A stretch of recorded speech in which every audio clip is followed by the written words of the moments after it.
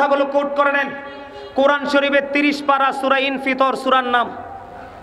আল্লাহ রাব্বুল আলামিন বলে দিয়েছেন, ইদাস সামাউ ফাতারাত ওয়া ইদাল কাওয়াকিবু ইনতাযারাত ওয়া ইদাল বিহারু ফুজ্জিরাত ওয়া ইদাল কুবুরু বু'সিরাত আলিমাত নাফসুম মা কদ্দামাত ওয়া আখারাত। জোরে জোরে আল্লাহু আকবার।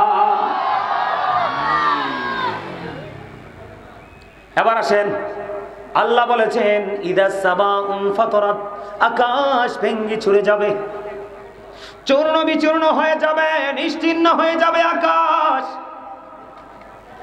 ওয়া ইদাল কাওয়াকিবু ইনতাযারাত ওয়া ইদাল বিহারু ফুজ্জিরাত, আকাশটা যখন ভেঙে যাবে তারকাগুলো বন্ধু ঝরে ঝরে পড়বে, সমুদ্র উদ্বেলিত হয়ে যাবে।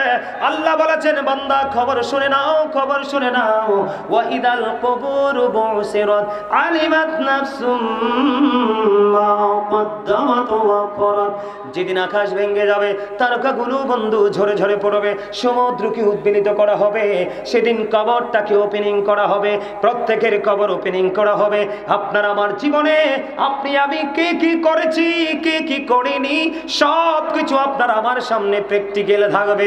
সেদিন আপনি কি করবেন আমি আপনাকে বলি বন্ধু, আল্লাহ বলেছেন বান্দা ধরব খুবই শক্তভাবে, হিসাব নিব কুইকলি, খুব দ্রুত হিসাব নিব। আল্লাহ বলেছেন বান্দা তোমরা খেয়াল করো, আসমানটা ভেঙে যাবে, তারকাগুলো ঝরে ঝরে পড়বে, সমুদ্র উদ্বেলিত হয়ে যাবে, কবরগুলো উপরেই হয়ে যাবে। তোমার জীবনে কে কি করেছো আর কি করেনি সবটা তোমার চোখের সামনে থাকবে। তবে দুঃখজনক হলেও সত্য, আল্লাহ বলেছেন সেই দিন যদি তুমি, এখনকার যুগের মানুষ ম্যাক্সিমামই জাহান্নামী বন্ধুরে আমার, আল্লাহ বলেছেন লা ইয়ামুতু, বিপদে পড়ে যাবা। আল্লাহ বলেছেন লা ইয়ামুতু, পিপল উইল নট ডাই, সেদিন মানুষ মরতে পারবে না। আল্লাহ বলেছেন ফিহা ওয়ালা Yahya, people will not be able to life that day, সেদিন মানুষগুলো বাঁচতেও পারবে না। আল্লাহ বলেছেন ওমা হুমান হাবি গায়িবিন, people will not be able to escape that day, সেদিন মানুষগুলো সেখান থেকে পালাইতেও পারবে না। কিন্তু যুবক যৌবনকালে আলেমদেরকে ভালোবাসো, সিনেমার নায়ককে নয়, কোনো সিঙ্গারকে নয়, কোনো হিন্দি নায়িকাকে নয়, বন্ধু ইহুদি নাসারাকে নয়, তোমার জীবনে কোনো আলেমকে ভালোবেসে যাও, জীবনকে পরিবর্তন করো, লাইফ স্টাইলটাকে চেঞ্জ করো। আমার নবীজি বলে দিয়েছেন আসমান ভেঙে যাবে, তারকা ঝরে যাবে, সব কিছু নিশ্চিহ্ন হয়ে যাবে, পাথর পাহাড়গুলো ধুলির মতো উড়ে যাবে। সেই দিন তোমার এমন ভয়ঙ্কর হবে, নারীগুলো বাচ্চা প্রসবের আগেই বন্ধু গর্ভপাত করে ফেলবে, তারা এটা বলতেও পারবে না, এত ভয়ঙ্কর হবে। মা আয়েশা প্রশ্ন করেছিলেন নবী গো, ও প্রাণের নবী, নারী পুরুষ সেদিন উলঙ্গ হয়ে উঠবে? নবীজি বললেন হ্যাঁ রে আয়েশা, নারী পুরুষ সেদিন উলঙ্গ হয়ে আসবে। ইয়া রাসূলুল্লাহ, ইয়া হাবিবাল্লাহ, নবী গো সেই দিন কি একজন আরেকজনের দিকে তাকাবে না? আমার নবী বললেন আয়েশা, আয়েশা রে এত ভয়ঙ্কর অবস্থা হবে রে আয়েশা, একজন আরেকজনের দিকে তাকাইবার কোনো মেন্টালিটি তাদের মধ্যে আসবে না। জুড়ে জুড়ে করুন আল্লাহু আকবার। এই ভয়ঙ্কর দিন কোন দিন? এটা ভয়ঙ্কর কিনা বলেন? এখন যদি কোনো মেয়ের গর্ভে সন্তান আসে, বাবার বাড়ি এবং শ্বশুর বাড়ির মানুষ অত্যন্ত সেন্সিটিভ ভাবে তাকে কেয়ার করে, কারণ মেয়েটার কিচুনি হয়, বাচ্চাটার কিচুনি হয়, একটা বাচ্চা মাত্র আসবে তার 14 গোষ্ঠী তার জন্য উদ্বিগ্ন। কিন্তু এমন মেয়ে থাকবে সেই যুগে সেই সময় বাচ্চা তার পেটে থাকবে, কিন্তু প্রসবের সময় হলো না, বাচ্চা পড়ে যাবে, সেই মেয়ে বলতেও পারবে না। কতটা ভয়ঙ্কর হবে সেই দিন। ওরে যুবক, তোমাদের কারণে এই আলোচনাটা করে ফেললাম। আল্লাহ রাসূল বলেছে আমার যুবক উম্মতেরা তোমরা টেনশন করো না, কাল হাসরের এই ভয়ঙ্কর দিনে, কিয়ামতের দিনে আল্লাহর আরশ ছাড়া কিছুই থাকবে না, আসমান তো ভেঙে যাবে। সেই দিন 7টা শ্রেণীর মানুষকে, কয়টা শ্রেণীর? 7টা শ্রেণীর মানুষকে আল্লাহ রাব্বুল আলামিন আল্লাহর আরশের ছায়ার নিচে জায়গা দিবে। সবগুলো বলবো না, সময় লাগবে, তবে 2টা বলবো আজকে। এক হলো পৃথিবীর যুবকগুলো সকল নোংরা জায়গাকে বয়কট করে আলেমদেরকে, ভালো হক্কানি আলেম হতে হবে, ভণ্ড হলে হবে না। ভণ্ড আছে না নাই? নবীজি বলে দিয়েছে কিয়ামতের আগে পৃথিবীতে সবচেয়ে নিকৃষ্ট ব্যক্তি হবে আলেমরা, কারণ তারা তাদের সুবিধার জন্য, দুনিয়ার অর্থ আভিজাত্যের জন্য মন গড়া কথা বলবে, আর সাধারণ মানুষ বিপাকে পড়বে। আছে না নাই?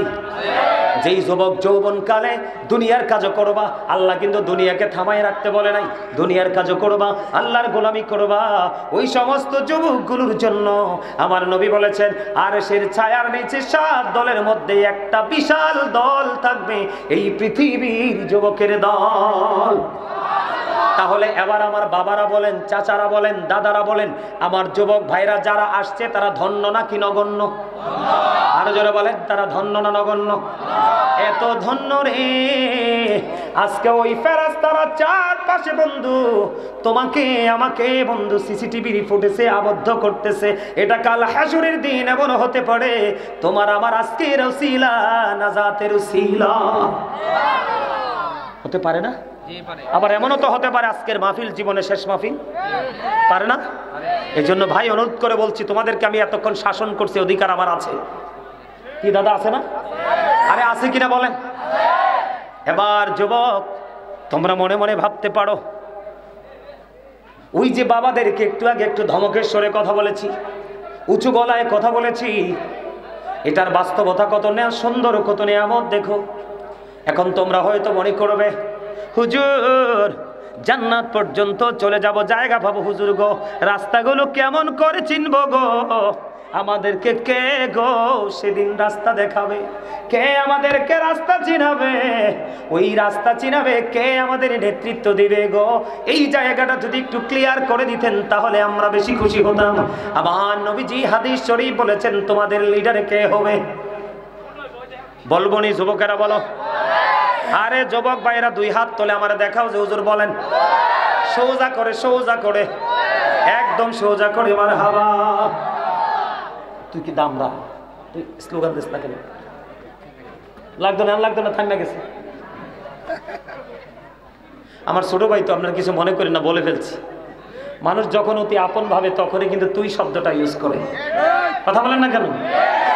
তুমি আপনার মধ্যে যখন থাকবে মনে করবেন দূরত্ব আছে, তখন কি মনে হবে দেখছুনি কত কাছে। আমি আজকে তার কারণে মাহফিলে আইছি, আপনাদের বিশ্বাস করে, কারণ আমি জানি আমার ভাইটা একজন আলেম, আমার যে কি অবস্থা আপনারা বুঝতেন না, কিন্তু তাকে আপনারা ইনসাল্ট করতেন, ছোট করে কথা বলতেন। এখনকার যুগের বক্তারা সেই ট্রেডিশন তৈরি করে ফেলছে অলরেডি।